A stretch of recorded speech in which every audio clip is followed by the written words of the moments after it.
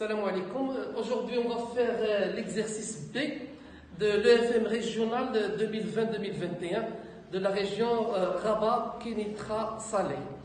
Donc voilà l'exercice B. Qu'est-ce qu'on a dans les informations?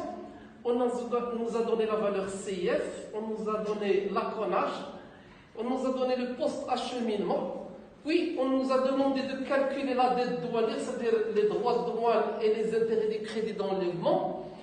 Donc on va calculer la valeur en douane, puis on va calculer les droits de douane, le DDP et le coût de revient. Donc pour débuter, on sait que la valeur DAP est la valeur CIF, plus accolage, plus post-acheminement. Donc CIF, c'est, selon les données de l'exercice, c'est ce montant. L'accolage, c'est 210 fois 3, ce qui fait CIF plus accolage. Et le post-acheminement, c'est 15 000. On doit lui ajouter la TVA, 15 000 hors taxe, donc c'est 14% de la valeur de 15 000. Ça nous donne 2100. Donc le tout, ça va nous donner ce montant, c'est la valeur DAP. Donc là, on a la valeur DAP, on doit lui ajouter la dette douanière. Comment on va calculer la dette douanière? La dette douanière, c'est les droits de douane, plus les intérêts du crédit d'enlèvement, puisqu'on a opté pour le crédit d'enlèvement. Comment on calcule les droits de douane? Ce sont d'abord des droits d'importation, plus la TVA, selon cet exercice. On a 15% de la valeur en douane. Alors, qu'est-ce que la valeur en douane? En maritime, la valeur en douane, c'est CIF plus accolage. À titre de rappel, la valeur en douane en aérien, c'est la valeur CIP. Donc, CIF plus accolage, donc c'est CIF plus accolage. Donc, on a ici CIF, voilà l'accolage, le tout va nous donner la valeur en douane, c'est ce montant. Donc, ce montant, je vais le mettre ici, je le multiplie par 15% pour avoir le droit d'importation.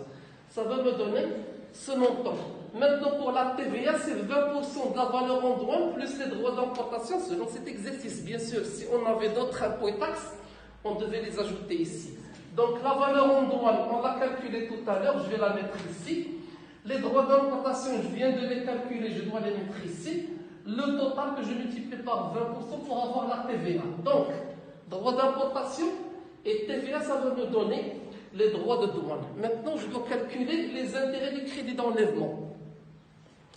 Les intérêts du crédit d'enlèvement, c'est-à-dire les droits de douane que je dois multiplier par le taux en fonction de la durée. Pour 90 jours, le taux est de 1,24%. Donc, droit de douane fois 1,24%, ça va me donner les intérêts du crédit d'enlèvement que j'ajoute aux droits de douane pour avoir la dette douanière. Si vous refaites les calculs, vous allez trouver ce montant.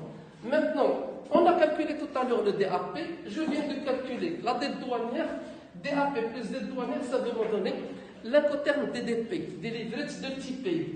Maintenant, pour calculer le coût de revient, je dois ajouter les autres frais et retrancher la TVA.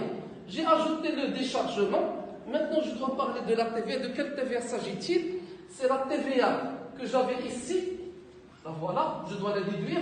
Et je dois déduire la TVA du post-acheminement. Tous les TVA, ici au territoire national, c'est-à-dire la TVA du droit de douane et la TVA du post-acheminement. Donc, à ce montant, je dois déduire la TVA du post-acheminement, c'est 2100, et je dois déduire la TVA, ce montant, pour avoir le coût de revient. Merci pour votre attention.